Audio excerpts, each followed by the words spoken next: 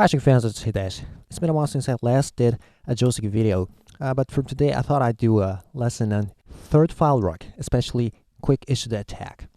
Because right now, Masters Habu and Kubo are playing Osho title match. The first game has been just played and Kubo won the first game.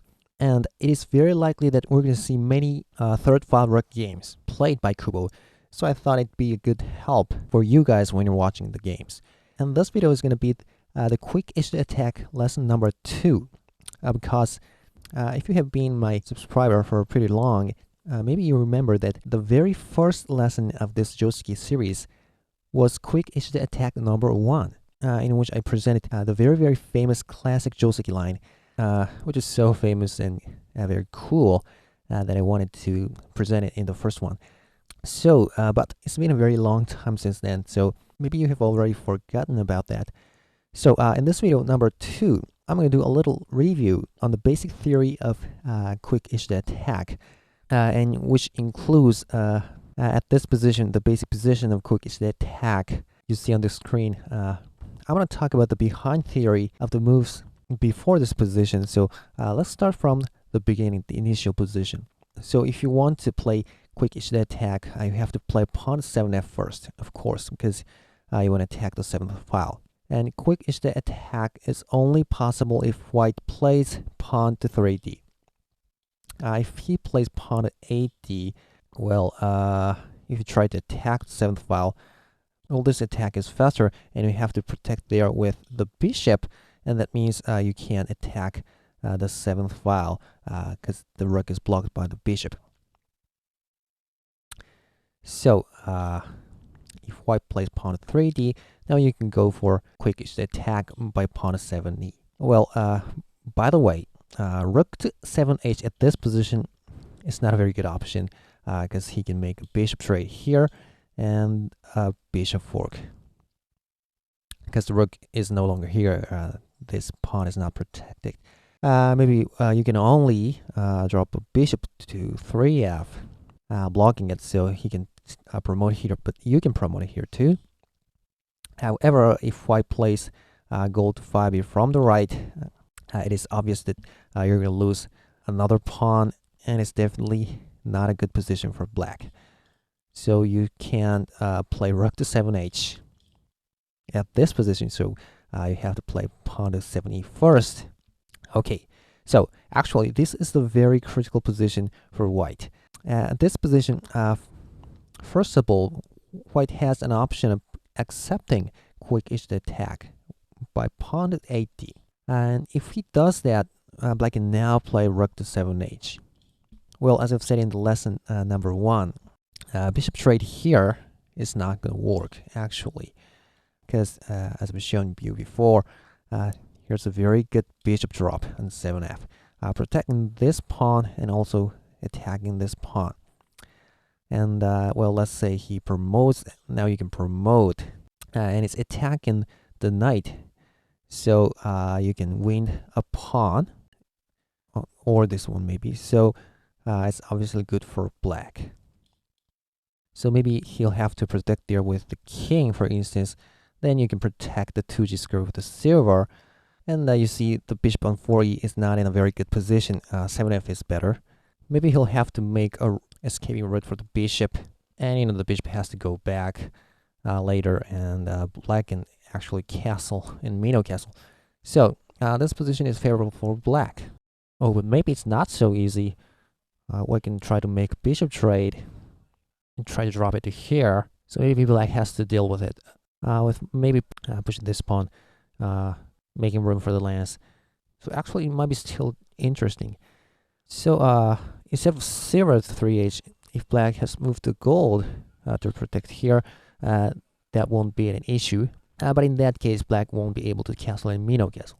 So anyway, but basically this line is thought to be better for black. So bishop fork on 4e is not a threat to black. So that's why at this position, black can move the rook over to 7h, not worrying about the bishop drop on 4e. And from here, white will play pawn 8e. So we come to the basic position. But however, let's go back here. And as we said, other than pawn to 8d, white has many other options, which all allows white to decline quick Ishida attack. Those are king to 4b and pawn to 5d, and also maybe 0 to 6b is pretty good too. Now let's see why that can decline quick Ishida attack. I haven't explained this in lesson number 1. So let's say king to 4b. Well, now you might already think its point, because if rook to 7h, you see 4c square is already protected. So after bishop fork, you see bishop drop on 7f is not going to work. So that's why black can't move the rook to 7h. But actually, Habu once played this position as black, and what he tried was king to 5h at this position, letting the bishop promote, and then he attacked here, and then bishop fork.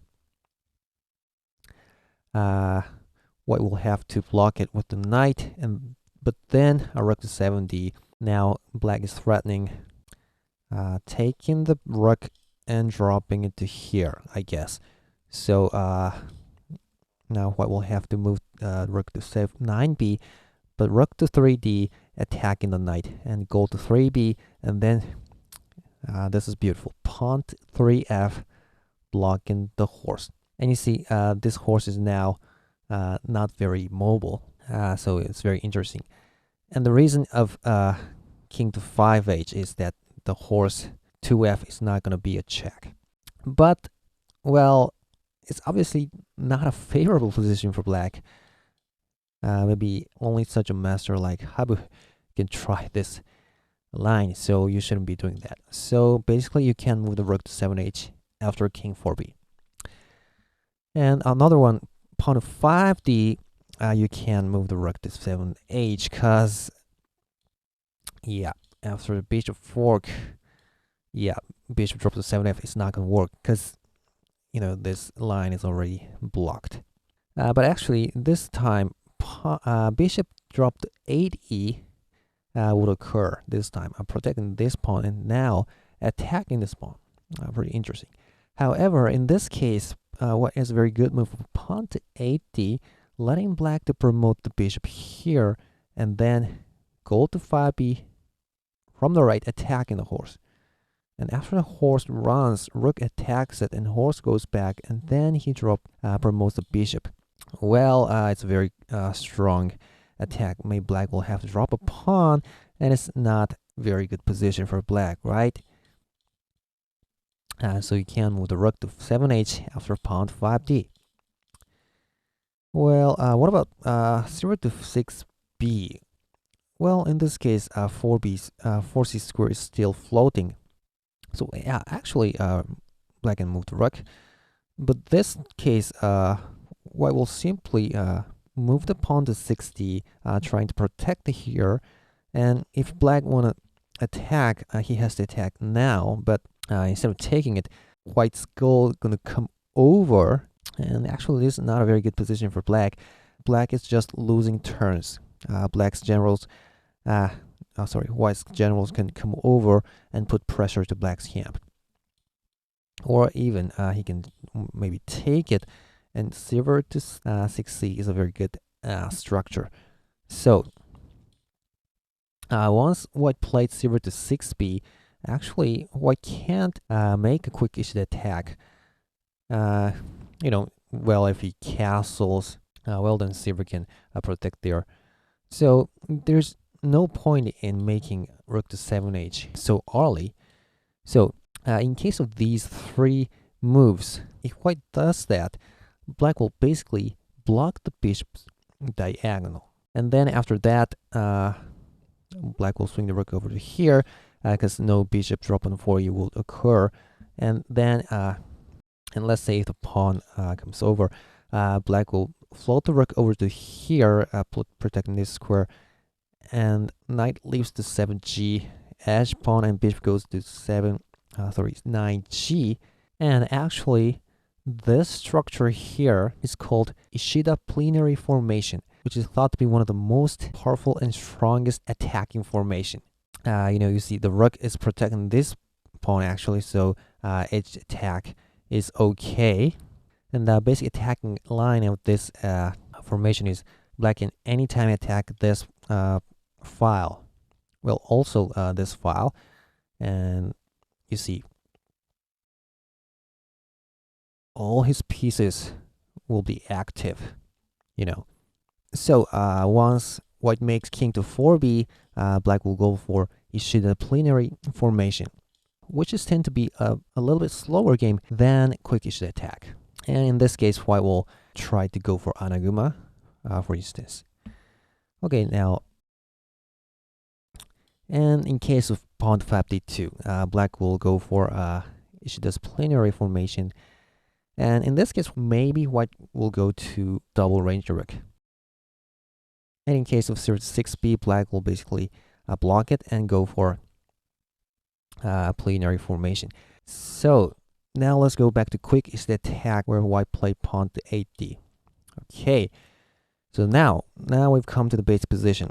So from here, there are very famous classic Joseki moves.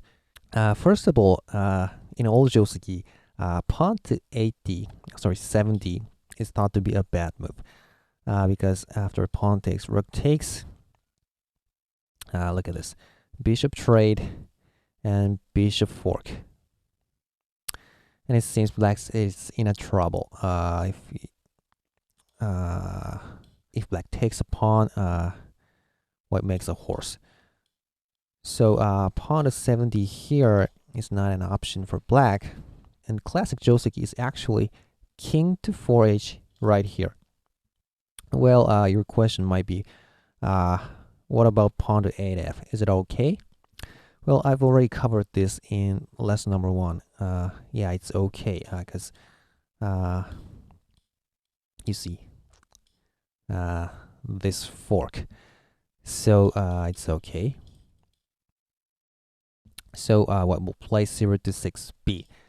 Now, actually, what I've presented in lesson number 1 was a very famous and exciting Joseki line from this position, which was pawn to 7d here.